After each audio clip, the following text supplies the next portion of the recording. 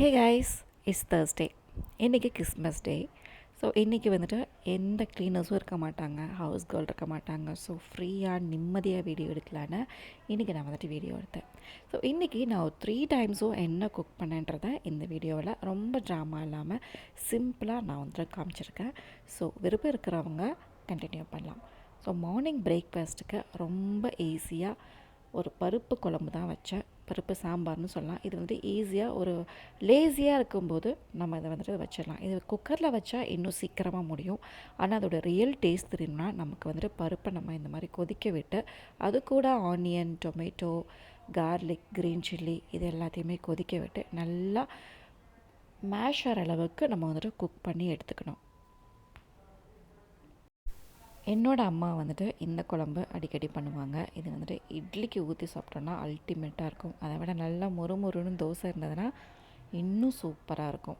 இது வந்துட்டு பேச்சுலர்ஸ்க்கு நல்ல ஒரு ஈஸியான சாம்பார்னு நான் சொல்லுவேன். குக்கரில் வச்சிங்கன்னா டக்குன்னு ஒரு 2-3 விசில் ஆனவுடனே அவ்வளோதான், தாளித்து கொட்டிட்டோன்னா இந்த குழம்பு வந்து ரெடி ஆகிடும். ஸோ இன்றைக்கி நமக்கு ஹவுஸ் கேர்ள் இல்லாதனால எல்லா வேலையும் வந்துட்டு பட்டுன்னு ஃபாஸ்ட்டாக முடிச்சிட்டேன். ஸோ நம்மளை யார் கேட்க போகிறா? அதனால் வந்துட்டு ஃப்ரீயாக இன்றைக்கி வந்து ரிலாக்ஸாக வந்துட்டு ஒர்க் பண்ண போகிறேன்.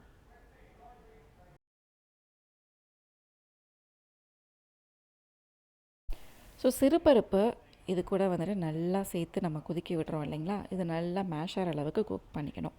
நான் வந்துட்டு சிறுபருப்பை ஆல்ரெடி 1/2 மணி நேரம் வந்துட்டு சோக் பண்ணி வச்சுருந்தேன். அப்படின்னா தான் நம்மளால் வந்துட்டு இந்த கொதிக்க வைக்கிற ஸ்டேஜுக்கு வந்துட்டு ஈஸியாக எடுக்க முடியும். இப்போ இல்லை அப்படின்னா ப்ரெஷர் குக்கரில் வச்சோன்னா அது டக்குன்னு ஆகிடும். ஸோ இது கூட வந்து நம்மளோட வீட்டு குழம்பு மசாலா, சாம்பார் பொடி போடக்கூடாது, வீட்டு குழம்பு மசாலா கொஞ்சமாக ஒரு 1லேருந்து 1.5 டீஸ்பூன் வரைக்கும் போட்டு உங்களுக்கு தேவையான அளவுக்கு தண்ணி ஊற்றிட்டு சால்ட்டு சேர்த்துட்டு மறுபடியும் வந்து நல்லா கொதிக்க விடுங்க. அந்த பச்சை வாசனை போகிற அளவுக்கு கொதிக்க விட்டு எடுத்துக்கோங்க.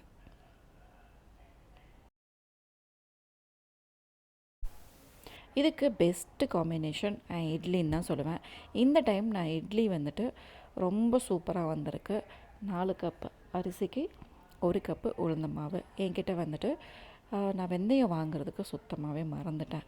ஸோ அதுக்கு பதிலாக என்ன பண்ணலான்னு போஹா இருந்தது. போஹா வந்துட்டு ஒரு 1/4 கப்பை வந்துட்டு நல்லா சோக் பண்ணிவிட்டு அரைக்கும் போது அதை சேர்த்து அரைச்சிட்டேன். இட்லி வந்துட்டு என்றைக்கும் இல்லாமல் அவ்வளோ சூப்பராக வந்தது.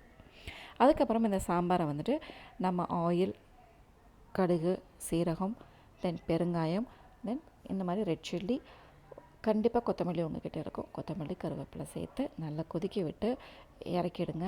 அவ்வளோதான், இந்த ஈஸியான சாம்பார் மேக்ஸிமம் 10-20 மினிட்ஸில் வந்துட்டு உங்களுக்கு முடிஞ்சிடும்.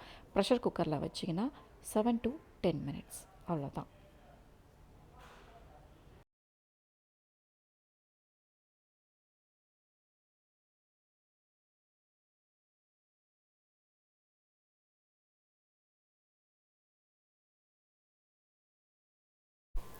ஸோ வேறு என்ன, சாம்பாரும் ரெடி ஆயிடுச்சு, இட்லியும் ரெடி ஆயிடுச்சு. நல்லா வந்துட்டு தள்ளன்னு சாம்பார் ஊற்றி சாப்பிட வேண்டியதான்.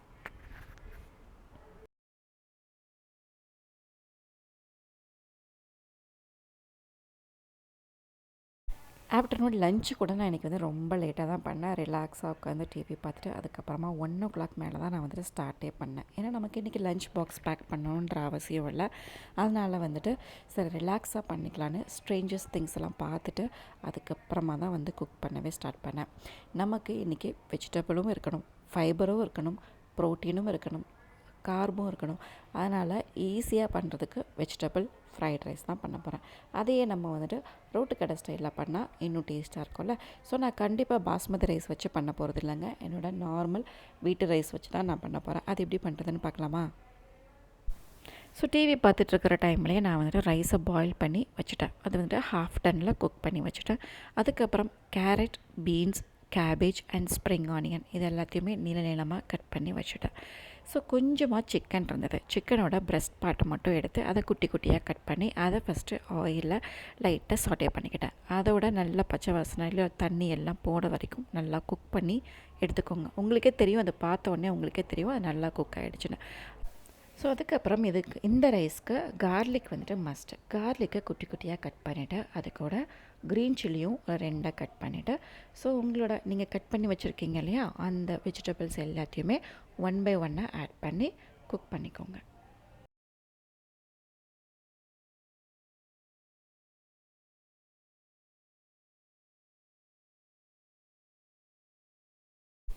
இந்த ரைஸ்க்கு வெஜிடபிள்ஸ் நம்ம ரொம்ப குக் பண்ணக்கூடாது.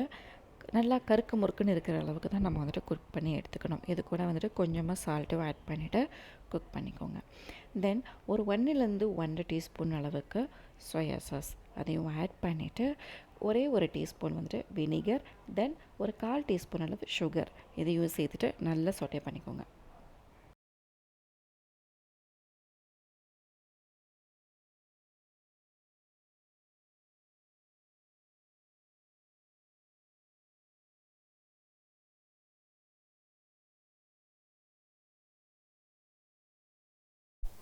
அது நல்லா ஃப்ரை ஆகிட்டுருக்கிற டைமில் ஒரு 2-3 எக்கு வந்துட்டு நல்லா பீட் பண்ணி வச்சுக்கோங்க.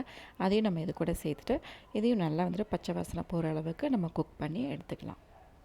கொஞ்சம் நான் வந்துட்டு ஆயில் மட்டும் ஜாஸ்தியாக ஊற்றிட்டேன். ஸோ நீங்கள் வந்துட்டு பார்த்து ஆட் பண்ணிக்கோங்க.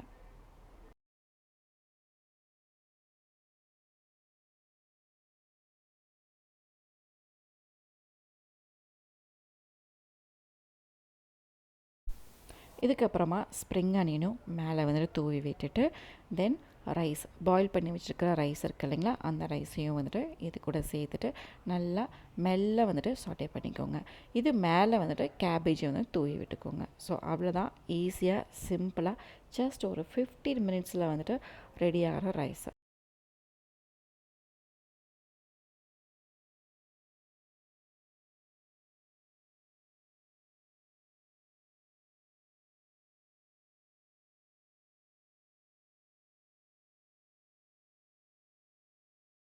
இது மேலே சால்ட்டு, பெப்பர் இது எல்லாத்தையும் சேர்த்துக்கோங்க. இதுக்கு நமக்கு வந்துட்டு கடையில் நம்ம இந்த ஃப்ரைட் ரைஸ் மசாலா பொடி அதெல்லாம் கிடைக்குது. அதெல்லாம் தேவையே இல்லைங்க. நம்ம வீட்டில் இருக்கிற இந்த ஐட்டம்ஸ் வச்சு பண்ணிட்டிங்கன்னா நமக்கு ரோட்டு கடை ஸ்டைலில் வந்துட்டு அதே டேஸ்ட்டு இல்லாட்டினாலும் ஒரு 85% அந்த டேஸ்ட் அளவுக்கு கண்டிப்பாக கிடைக்கும் இந்த ரைஸில். இன்னும் நீங்கள் பாஸ்மதி ரைஸில் பண்ணிங்கன்னா இன்னுமே டேஸ்ட்டாக இருக்கும். ட்ரை பண்ணி பாருங்கள்.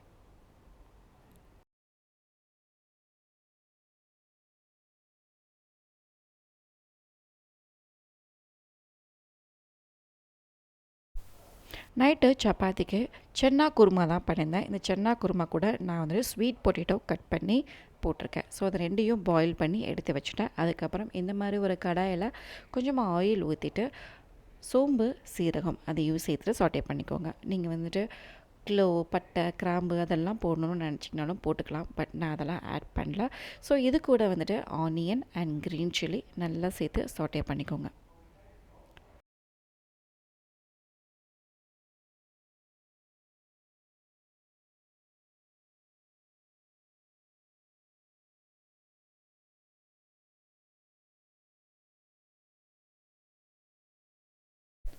ஒரே ஒரு டொமேட்டோவும் சேர்த்து நல்லா மேஷர் அளவுக்கு குக் பண்ணி எடுத்துக்கோங்க.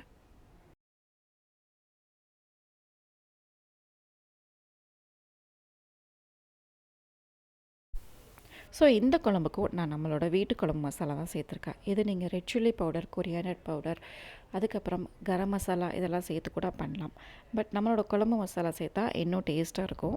ஸோ ட்ரை பண்ணி பாருங்கள். ஏன்னா நான் ஸ்வீட் பொட்டேட்டோலாம் சேர்த்துருக்கிறதுனால நம்மளோட வீட்டு குழம்பு மசாலா டேஸ்ட்டே இருக்கும். அதனால் நீங்கள் குழம்பு மசாலாவே சேர்த்து பாருங்கள். அதுவே நல்ல டேஸ்ட் கொடுக்கும். ஆனியன் வந்துட்டு குட்டி குட்டியாக கட் பண்ணுறதுக்கு பதிலாக இந்த மாதிரி கொஞ்சம் பெரிய சைஸில் கட் பண்ணி போட்டு பாருங்கள். அதோட டேஸ்ட்டே வந்துட்டு வேறு மாதிரி இருக்கும்.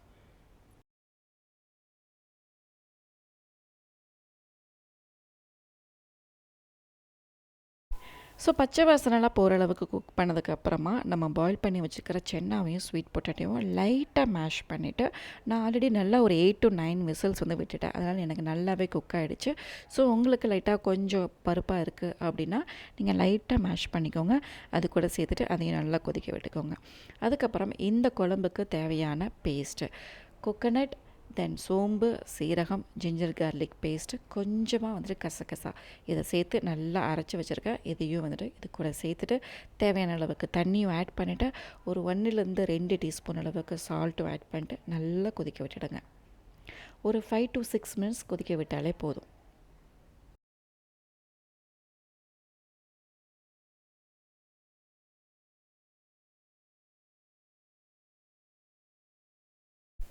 ஸோ அவ்வளோதாங்க, சப்பாத்தியும் ரெடி ஆயிடுச்சு, குழம்பும் ரெடி ஆயிடுச்சு. ஒரு 25 to 30 மினிட்ஸில் வந்துட்டு இந்த குழம்பு நம்ம வந்துட்டு பண்ணிடலாம்.